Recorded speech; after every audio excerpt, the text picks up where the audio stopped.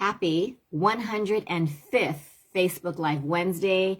Today's topic is how do we embrace anger and resentment? I came across a story about what can happen to us when we want negative things to happen to others, whether we feel that we were mistreated, we might have been disrespected, or we just are plain angry. And so this is a story about a snake. One night after closing time in this shop, a snake found its way inside a home improvement store. And the snake slithered around and clipped itself on a handsaw that was lying on the ground. Thinking the saw was a threat, the snake instantly snapped around and bit the saw. Of course, this caused much more damage with the snake cutting inside its mouth. Not understanding what was happening and thinking the saw was an enemy, the snake wrapped its long body around the saw, attempting to suffocate it. Of course, the snake didn't do any damage to the saw, instead ended up being killed by the sharp blade of the saw. The snake ended up being killed by its own anger, by its own reaction to something it thought was out to get it. Powerful message here, where we often react in anger when we think others have hurt us or when we assume that others are out to get us. And we react when we don't need to. We hold on to resentment, and sometimes we hope inwardly that the other person also gets hurt. But in doing so, we only end up hurting ourselves. And I've learned over the decades that the energy that's negative that I carry around when I hold on to resentment or past hurts or any negative feeling, it only makes me suffer, never the person that, I hope to, suffer, since I don't want to suffer alone. I don't know how it is with you, but when I did a little mini research on resentment, it is triggered by either feeling taken advantage of or when someone insists that you're wrong and they're right. It usually involves feeling that this should not have happened, right? So how do we embrace and move through anger? I've learned, not easy to do, but change your perspective. If you put yourself in the other person's shoes, would you possibly have reacted the way they did? Would you see what their mindset was, which was totally different from your mindset, right? And step into their shoes. I've done this. It is hard because we really justify the way that we feel, and we usually defend and stay that, we are right. We have the right to be angry because we were disrespected, we were taken advantage of, we were mistreated. But when we hang on to anger and resentment, it can last for hours, days, weeks, months, and even years. Some people hold a lifetime of anger or resentment. I shared that I've been divorced. I met Thomas, like a week after hey, Tonette, my dear friend. Thank you, Tonette. I think during our LMA program, we did talk a lot about, holding in anger and resentment. And sometimes we might even feel that it is justifiable, right? That we have every right to be angry. I'm not saying, not to feel the anger, but it's how we mentally process the anger. How do we find space for forgiveness? Maybe you're not condoning whatever happened. If someone had a crime, against them, by all means, you have every right. We lost our home, my husband's childhood home, in a lawsuit by a loved one who sued us. Was that justifiable? Did I feel resentment as a mother, as a parent, as a grandma, as a relative? Do we feel angry when we are mistreated? or maybe if someone does something that we think should not have happened. Breathe. Do not underestimate the power of the breath.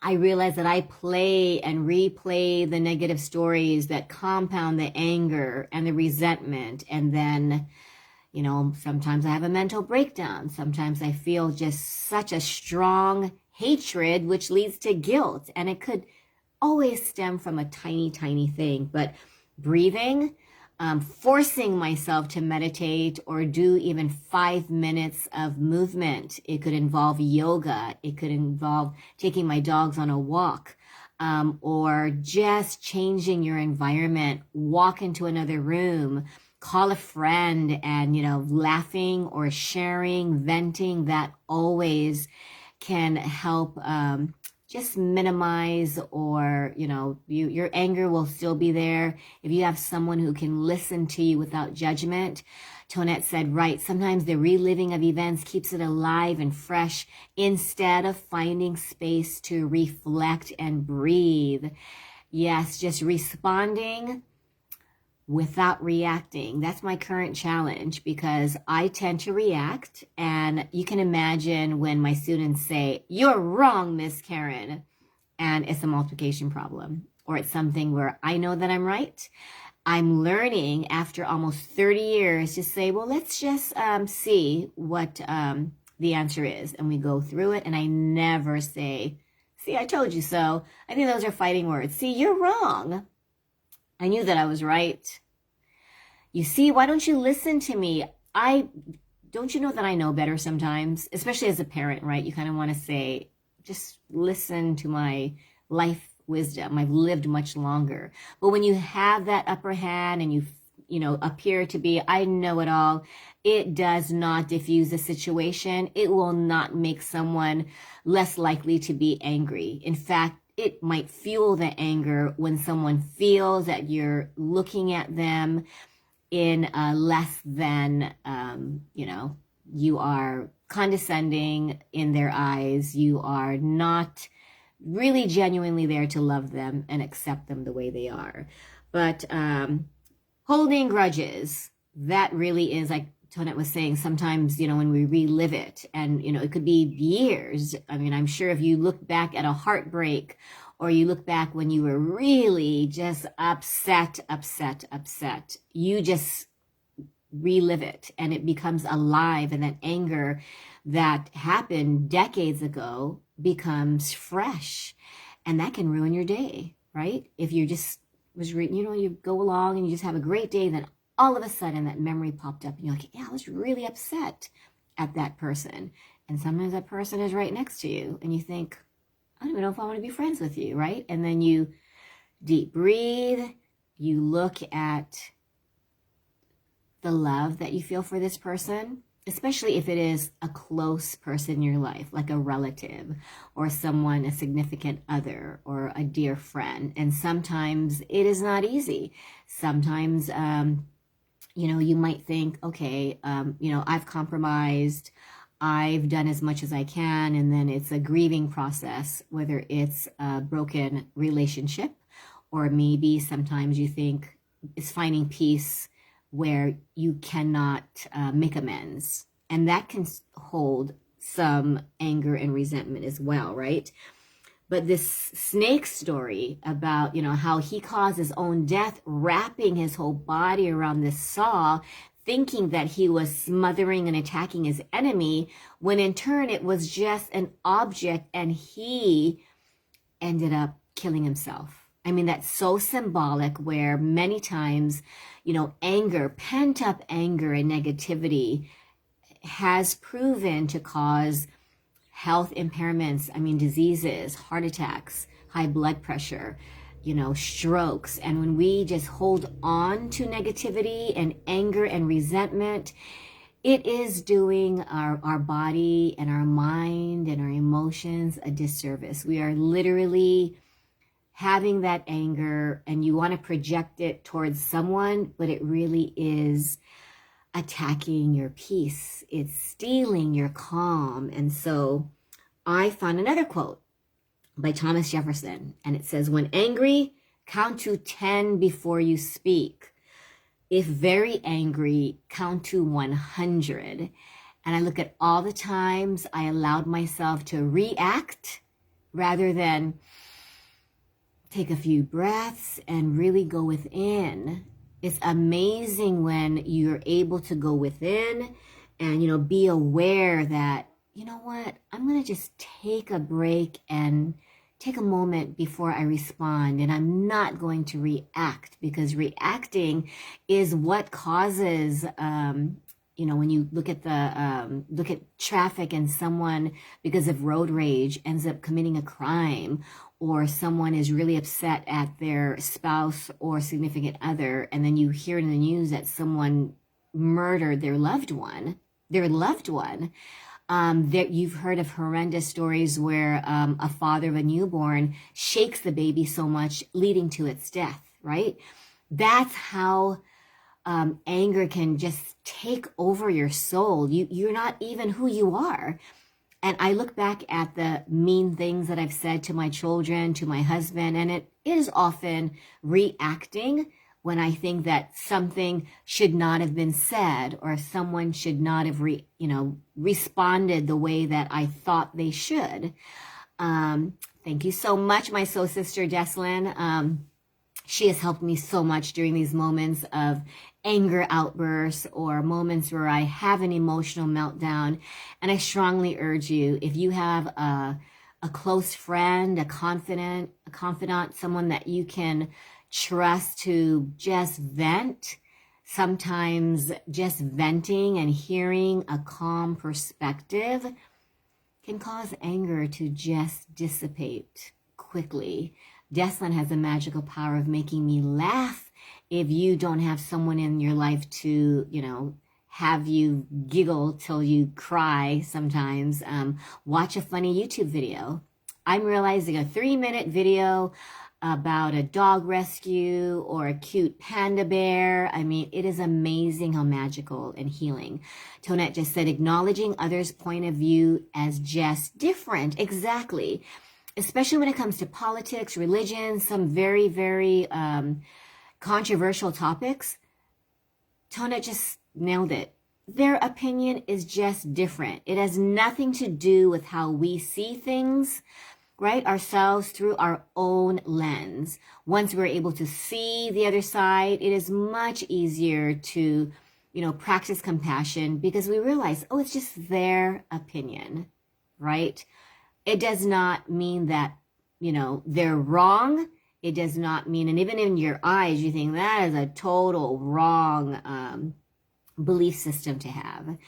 Let them have the choice to believe in what you feel is wrong without creating the angst and the anger and the resentment, because some friendships have ended because of disagreements, because someone thought one way and the other person thought another way. And to know that a friendship can end, or sometimes a divorce could happen out of reaction, but sometimes it was just meant to be. I'm not saying that it's not justifiable or there's no reason to. If there's some marriages, some friendships, some relationships that are just dysfunctional, unhealthy mentally, but that the anger that you hold on to does not have to control your peace. I always tell others, don't let anyone or anything pop your peace bubble, that we are in control. We might not feel in control. I've had moments where I lose control and I think, I don't know if I can get rid of this resentment. And then when I journal about it, or I share, with a confidant like Jesslyn, it does make me feel that, like Tonette said, just acknowledge another person's point of view. Maybe they did not act the way that they wanted, you wanted them to. Maybe they disappointed you. Sometimes disappointment leads to anger, which leads to resentment. But when I read that resentment is triggered by, right, you feel like you're being taken advantage of. You do so much for your children and they don't wish you a happy Mother's Day, or they don't wish you, They don't just treat you well. And you think, I've done everything in my power to be the best mom, the best aunt, the best grandma, the best sister or brother or father, and you just feel slighted. That builds resentment. Or if someone insists that you're wrong, or maybe they make you feel incompetent. Didn't you know that? That kind of gets me. You didn't know that? And then I feel like, should I have known that? Am I incompetent? Wait a minute. How dare they say that I'm incompetent? Or whatever story that you conjure up in your mind.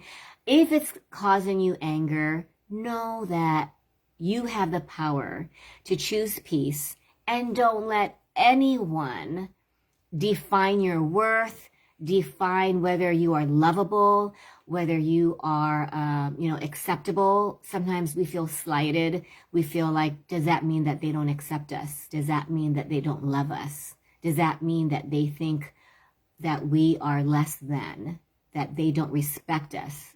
When it comes to parents and children, if we are feeling that our children are disrespecting us, that's a big one. And they just might be in a grumpy mood. They might not be in the mindset to even feel appreciation, gratitude.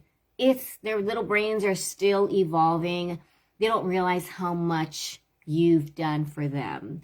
After I lost my mom, and after I lost my dad, I realized, wow, was I ungrateful? They've done so much for me. And the one thing that I did not apologize for is I've been opening to my suicide attempt when I was 30. And just knowing how much hurt that I caused them, and knowing that I did not even apologize for causing the hurt.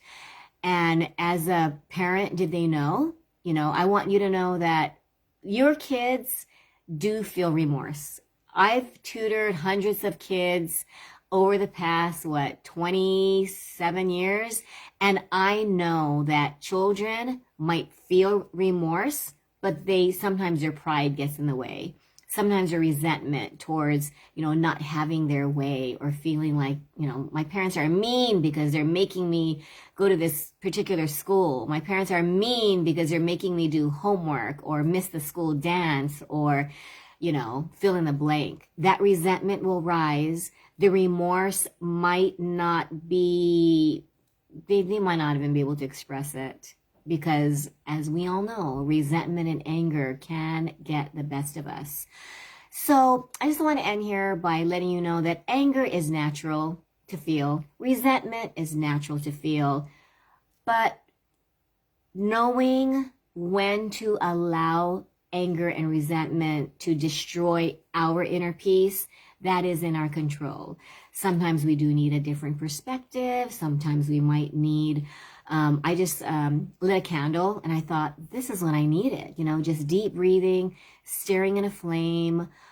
Sometimes it could just be opening a book and reading something. I know what would have helped me a lot is just to paint. I really threw myself into watercolor last night and did about 9 paintings, and just thought, I felt so, my tank was replenished, and I felt so, I didn't realize how creativity, whether it's dancing, movement, just get some, I had a little boy who was so angry that he had to have tutoring during break a couple of crayons. It caused him to laugh because he thought, you're letting me break your crayons? They were old crayons. But they just laughed. I had a first grader who did not, I'm not into lotion. And once he smelled the lotion, he was like, oh my gosh, Miss Karen, this smells yummy. And he massaged his feet. He went from grumpy to, wow, this is pretty cool. So know that you have the power to dissipate anger. Feel it, process it, and then, of course, let it go. If you guys need any assistance with that, I'm here for you. So message me. I just really feel that my mission in life is to hopefully make a positive impact on people who have, especially parents, if you just feel like, ugh, and a lot of moms have been telling me this lately, like, I can't do this anymore. This is too stressful. I've been there. I continue to travel that journey where I wonder if I can be a good mom. I wonder if I can even do I have a parent mentoring, calling it parent mentor rather than coaching. And I am learning that all you need is an open heart. All you need is a tiny bit of faith, and just know that you will get through these tough times, no matter what it is, no matter how hopeless you feel, no matter how imprisoned you feel that I have no control, especially when you have little ones. Oh, Deslin said, you're an amazing mom. You're gonna make me cry.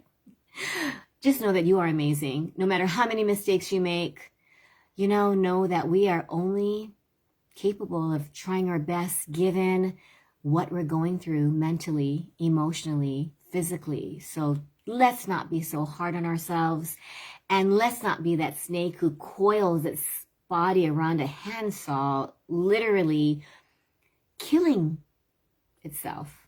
So practice more love. Love yourself more. When our tanks are filled, we have a higher tolerance so that we are able to not only love more, but we experience less anger, less resentment, and the world seems a little bit more brighter. So I hope that helped a little bit. This topic is so close and dear to my heart because I'm realizing that sometimes the anger issues that I have, it really is directed at myself. It always is. When you ask yourself, why does this upset me? It'll be insightful to just ask yourself that. Because sometimes it has nothing to do with the other person, but how we react, how we interpret the situation. And just acknowledge the other person's point of view. Thank you very much, guys. And I look forward to next Wednesday. Deslin and I will be on Voice America. Bonnie's show is going to be next Wednesday morning at 4:45 a.m. Deslin, I'm sure, will be showing we'll be telling you where to find us. It'll be with a special guest from Australia. Sandy Davies will be on. Sarah Klaber in New York. Deslin from Kauai. And I will be talking about predicting what life will be like regarding appreciation, mental health, and just positivity. So we'll share some details about that, and I will see you next time. Thanks, Tonette. Bye. Bye, Deslin. Bye, everybody. Have a great one.